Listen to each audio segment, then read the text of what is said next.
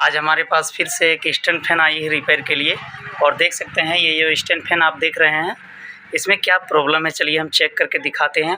और तो देख सकते हैं स्विच हम जैसे ही दे इस फैन पर दे चुके हैं और ये फ़ैन हमारी दोस्तों हुमिंग कर रही है और फ़ैन भी हमारी स्लो घूम रही है और थोड़ी देर घूमने के बाद भी ये जो दोस्तों फ़ैन रुक जाती है।